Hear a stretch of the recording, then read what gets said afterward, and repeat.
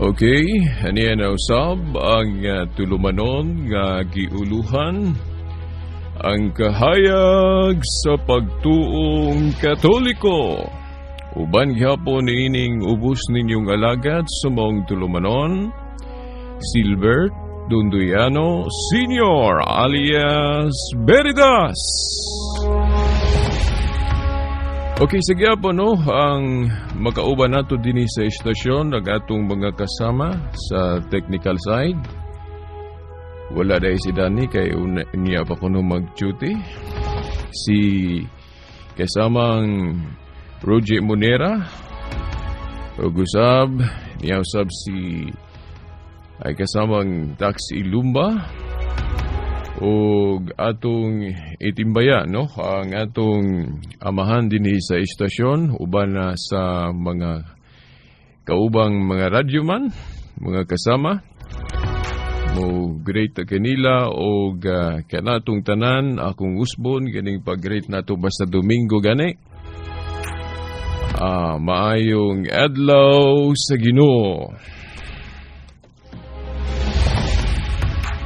Okay, ang atong pizza karon, pizza 3 sa bulan sa Pebrero, tuig 2019. Okay, mga tinahod nga tigpaminaw, diretso dahin ta kay 30 minutos raman ni atong tulumanon.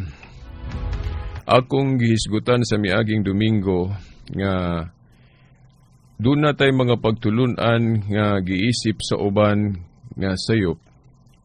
O kanunay natong ipahinumdum kaninyo nga si Isaias naghisgot nga moabot ang panahon nga ang itom himuong puti o ang puti himuong itom. Buot ipasabot ang insakto himuong sayop o ang sayop himuong insakto. Now, gahisgot ta o kanabang mga abyan sa miaging Domingo, no? Nga ang mga santos, mga abyan sa atong pagtuo. Nga gani ang Dios maogyoy ga litok sa mga pulong nga wala siya mosupak anang himuon natong mga abyan ng mga santos. Sa mapananglit sa Job 42:8. Ugunya, kitang mga Katoliko, sa atong paghimo nga mga abyan sa mga santos, dili lang kay kana mo'y atong gihimo. Ato usab silang gipasidunggan, no? Tuig-tuig gani, no? Naggahinta og adlaw alang kanila. Nang gitawag na itong mga kapistahan alang sa mga santos. Ato silang gihimong panig-ingnan, mauna ang atong ipasundayag ang ilang mga imahen. Kay inigakita na to sa ilang mga imahen, makahinumduman dayon ta sa ilang mga maayong panig-ingnan. Naa sa unang Korinto Kapitulo 11, versikulo 1, no? Atong hinumduman. Si San Pablo gahisgot nga maingon nga akong gihimong panig-ingnan ang Ginoo, buot pasabot ang atong Ginoong Jesucristo, himua pug ko ninyo nga panig-ingnan. So nagpasabot nga kini daing mga santos panig-ingnan usab. So example. So kung maghisgod galit ang example o ehemplo, ipasundayag yun na, di ba? Kana bitong mga maestra diha sa eskwelahan, ilamang yung ipasundayag diha sa blackboard, kana mga example, di ba?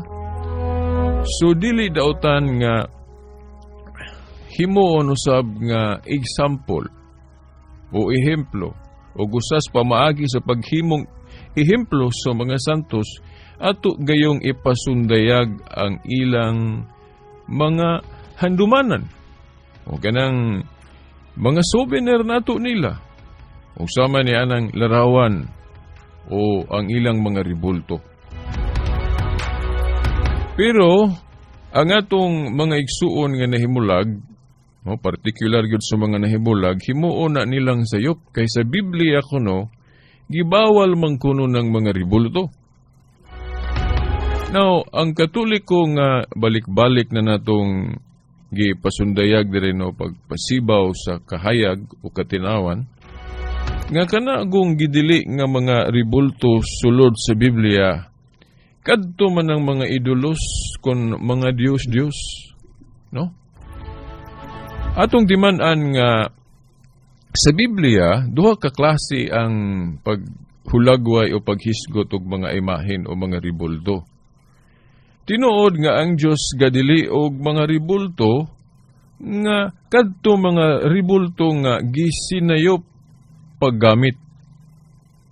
Kung ang tao maghimo og ribulto o imahen sa sayop nga hinungdan, dili ta mo supak nga gadili gyud ang Dios ana.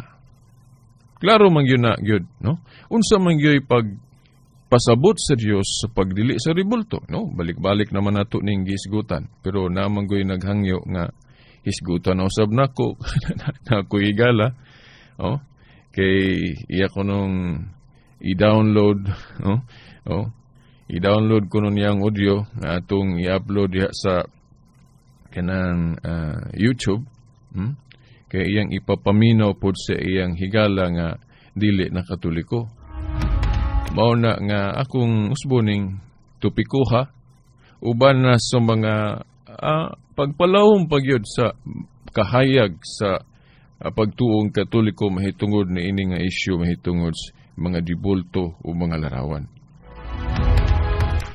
Ang tinuod, ako lang yung balikon sa pagsulti din sa kahanginan, no, diri sa atong tulumanon nga actually sa paghimo lang per se, no, per paghimo og larawan o imahen o bisan unsa nga butang, actually wala man gyud magdili ang Dios ana, no, sa sakto nga tumong, sa sakto nga huna-huna ba, no, ngano man.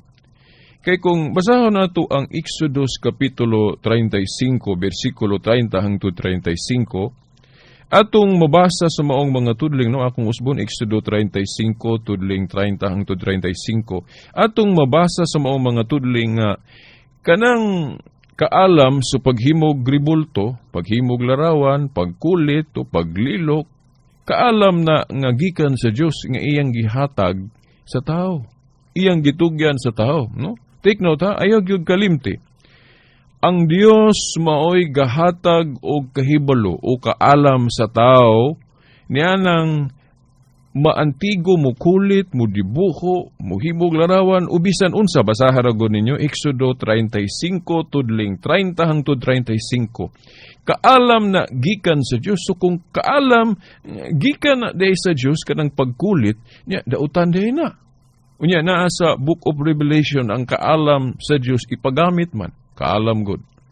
So ang mga Katoliko igo lang ga pahinabo sa angay mahinabo nga kanang kaalam sa Dios, no, sa paghimo og mga ribulto kaalam man gikan sa Dios. Basaha ra gud Exodo 35 tudling 30 hangtod 35, kaalam na nga gikan sa Dios.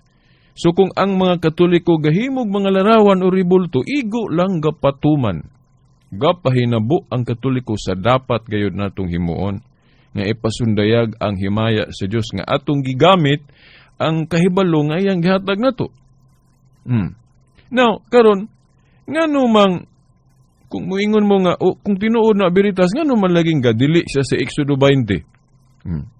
Now atong iklaro ninyo nga kanang pagdili sa Dios ang buot ipasabot niya diha kung sayupon paggamit o sayop ang tumong sa paghimo. Kay parehas ra gyud na, no, akong kanunay gibalik-balik yun ninyo nga example kanang kwarta. Kanang kwarta, dili man dautan ang kwarta kung gamiton sa insakto, na ipalit og makaon, itabang sa nagkinahanglan. Pero kung ipagkadyos ang kwarta o gamiton sa pagsuborno, mao na nay dili maayo, di ba? Mao na ang buot ipasabot sa Dios. Unsa may buot ipasabot sa Dios sa iyang pagdili, no? kung sayop ang tumong sa paghimo o pagbaton.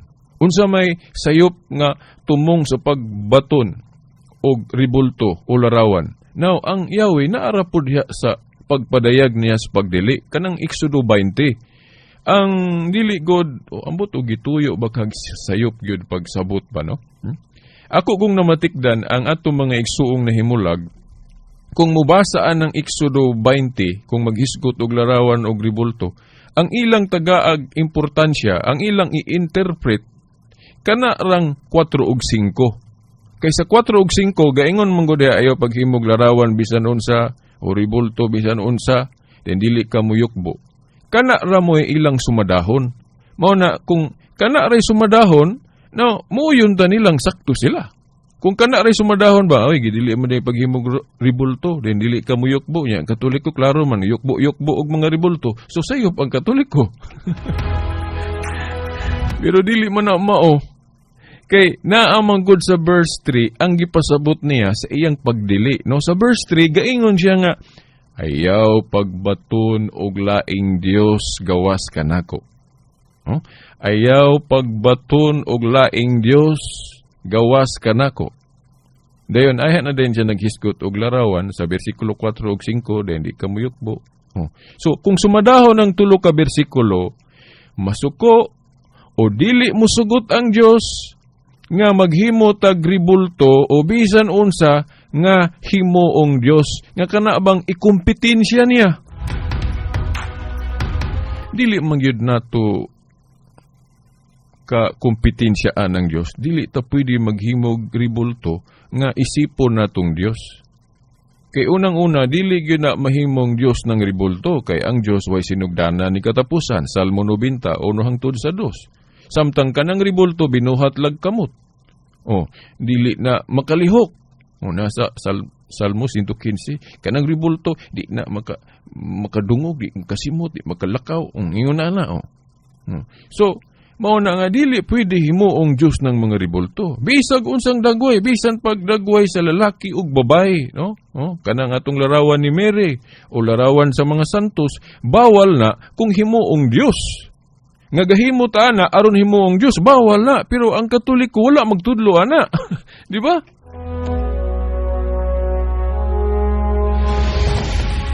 Klaro man na sa Biblia mga igsuon. Nga kadtong mga tao nga wala kahimot isa Dios kung maghimog mga ribulto sama ni Baal, Mercure, Diana, Astaroth. Klaro man na nga ang ribulto mao gi ilang gihimong Dios. Di ba?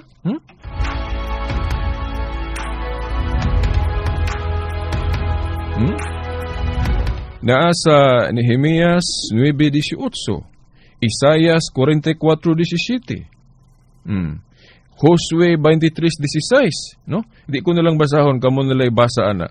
Mao na mga tudling sa Biblia nga ang mga tao ni adto, bisan karon manggali, wala kahimot isa Dios kung maghimog ribulto nga himuong Dios. Di ba? Okay, sample lang mo basa kog Isaias 44:17. Og ang sobra niini himuon niya nga usa ka Dios, iyang Dios muluhod siya og mosimba niini, magampo siya niini og moingon luwasa ako kay ikaw may akong Dios. O klaro kayo ana. Maupod gihapon sa Nehemias 9:18, kung kanang ribulto nga atong gamon himuong Dios bawal. Bawal gina, supak ana, no? Pero kung kanang ribulto himuon nato para dayan-dayan or simbolo, representation, bisan pagaligludan, basta representation lang, dili lang himuong Dios, dili na bawal. Kay nguban mo ingon veritas. Kung ludhan di inyo nang himong Dios. Dili po na mao, kay dili mang tanang pagluhod pagpaka Dios. Hatag og example. Sa ikaduhang hari 1:13. Ikaduhang hari 1:13. Si Elijah giludhan. Giludhan si Elijah. Unya pagpaka Dios na dayon to. Sa buhat 16:29 ug 30, si Pablo ug Silas giludhan isip pagtahod. Nya pagpaka Dios na dayon to. Siguro kinigong atong mga igsuong nahimulag basta mubiya galitas tinuod nga simbahan, makulangan yun atong mahibawan, maay insig yung taglabas kanang incomplete Christianity. Ngano man? Kay kanang yukbo go dili lagi na sabton sa tanang higayon nga yukbo nga pagpakadiyos. Of course, kanang yukbo nga pagpakadiyos kanang gitawag sa Griego o latria, supreme worship that can be given only to God, iya ra gyud na sa Dios. Dili na pwede ihatag nato sa tao o sa mga rebulto. Kay klaro man tong mga pulong sa Ginoo og unsay iya sa Dios, iya sa Dios. Unsa tungkang Cesar o sa emperador, iya pod. So unsay iya sa tao, iya sa tao. Ug unsay iya sa emperador, iya sa emperador. Ug unsay iya sa Dios, iya sa Dios. Ang iya sa Dios dili na to ihatag sa tao, sa mga rebulto. Sa Katoliko, ako naman yung balik-balik din hinga. Kanang yukbo god ato nang sabot base diri sa Biblia sa kanang gitawag og superlative degrees. Ang superlative degrees kana bang high, higher, highest. Now, kanang tulo, high, higher, highest, parehas na siya nga high. Pero dili gyud na siya parehas gyud ang gitas-on. High, high lagi. Pero mas taas tong higher. Mas taas tong highest. Ingon na po ng yukbo sa pagtuong Katoliko. Now, ang mga santos, ang atong yukbo nila gitawag sa Griego og dulia. Sa superlative degree pa na high. Kanang higher, hyperdulia atong gihatag sa atong inahan sa pagtuo, Mama Mary. Kay si Mama Mary god inahan man, ang inahan diya sa pamilya mas taas og ranggo, di ba? Kay sa pamilya, di ba, ang pinakataas og ranggo amahan, sunod inahan, dayon mga anak. Si Mary God, no, sa tema unya nato sa pagkainahan ni Mama Mary, si paritapik mo na, di lang na ako naisgutan kay nag-isgot na tagribulto ro, no. So di lang sana ako naisgutan, no. Sa pagtuong Katoliko, si Santa Maria inahan man sa atong pagtuo. Si Eva gali, gitawag gali inahan sa tanang tao. Sa pagkatao, si Mary magud ang bag-ong Eva. Kanang gihisgutan sa Genesis 3:15. Babae nga dili parehas ni Eva nga nahulog sa sala. Babae kanang gisgutan sa Genesis 3:15, ang gipasabot anak si Mary sa bagong tugon nga wa gyud nagpakasala. Siya ang babaeng gipasabot diha. So si Mary mao ang bag-ong inahan nato sa New Covenant. So kay inahan mao na nga mutawag taniyag bulahan.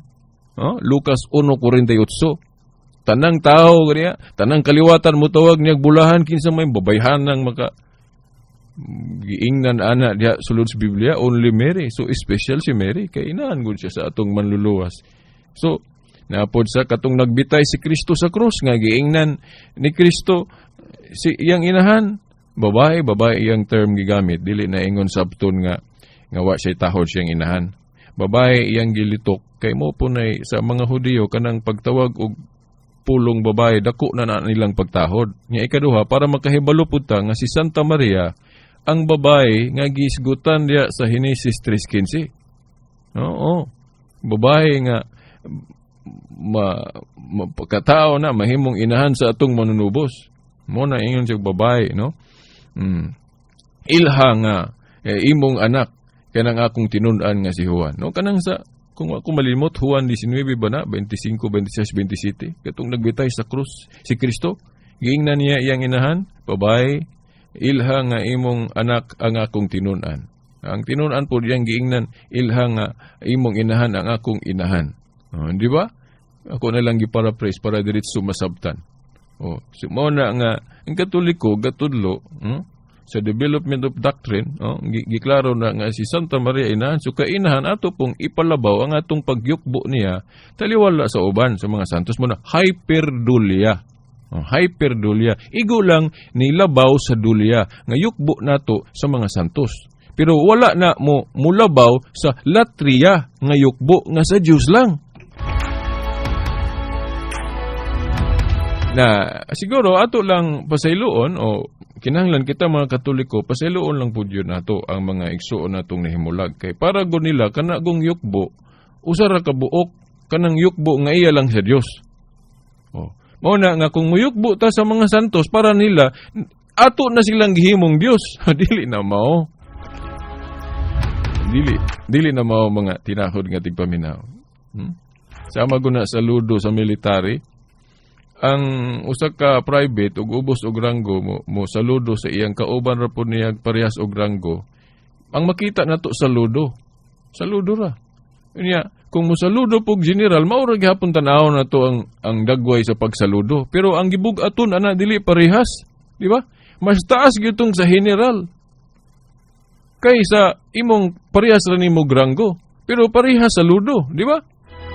Inana po ng yukbo sulod sa Biblia na tingali mo ingon mo nga ngano man lagi berita si Pedro sa dihang yukbuan siyang Cornelio, iya man laging gibadlong si Cornelio. Now, niya itong higayon na God sa exegesis nga Katoliko, posible nga naagyod sa huna-huna ni Pedro nga si Cornelio, sanglit wala pa siya matudluig yun o unsa yun ang barugan ng Kristiyano. Maayo siyang tao, hibalo siya sa sugo, labi na katong sa daang tinuhuan, pero sa dihang naanay siya inclination nga mahimong Kristiyano, dili pa siya suhito ug unsa gyud ang Kristyanismo, kay lahi biya ang Kristyanismo ug Judaismo.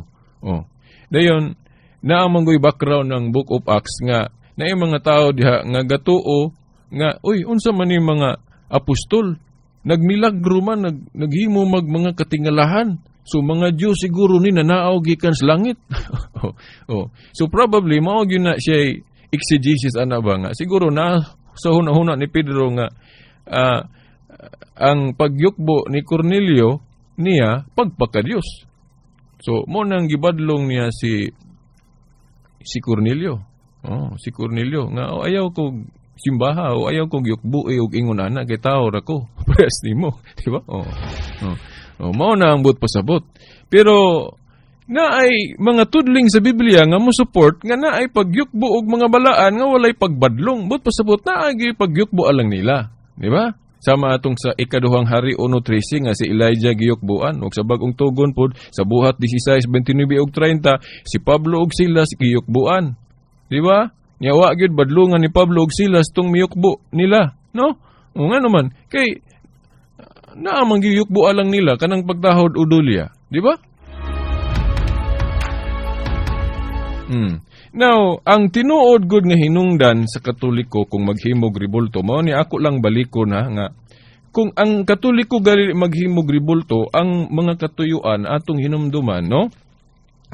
Mao na, una, naghimutag mga ribulto isip simbolo sa presensya sa Dios. Kasunod siguro sibya nato akong panghisgutan ng mga tekstuan Dili daotan ang ribulto nga nagsilbi nga pagpahinumdum. Dili po daotan ang ribulto kung ato nang gihimo para pasidunggan ang tag-iyas ribulto. Samaan ang gibuhat nato ni Rizal nga ato siyang gihimo ag monumento o ribulto pagpasidungog niya. Di na daotan. Pero kung ang ribulto nga himuon nato himuong Dios bawal na. Nya wa gyud pagtulunan ng Katoliko nga maghimog ribulto aron himuong Dios. Di ba? Kanya naabay example veritas nga naay pagyukbo dias Biblia nga dili daotan nga nagatubag ribulto o naa Josue 76. Katong si Josue nagatubang sa sudlanan sa kasabutan nga kana ra bang sudlanan sa kasabutan na ay ribulto sa anghel. Di ba? Sa Josue 76 si kuan pod sa Isaias 37 14 hangtod 16 si Ezekias gaampo sa Dios niya gipasabot nga gaatubang og ribulto sa anghel. Di ba? Pero wala siya mag-isip katong anghel mo ay Dios, di ba? Nawa na ko igong panahon.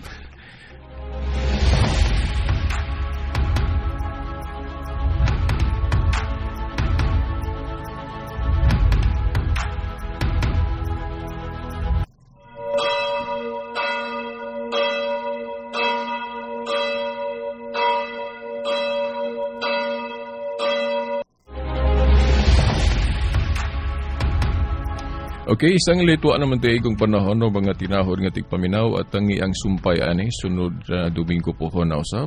Og ayo kalimot sa tulumanon pod sa CFD karong alas 8 gabi kay mo apil sa gihapon ta no. Okay, sa ngalan sa atong mahal nga inahan sa atong talahurong obispo diri sa Diocese of Dipolog, si Bero Kaermari. Okay, hangtod sa sunod Domingo pohon samang oras ug istasyon. Sa ngalan sa Amahan, sa Anak, sa Espiritu Santo. Amen. DXPR, Tatak RMN.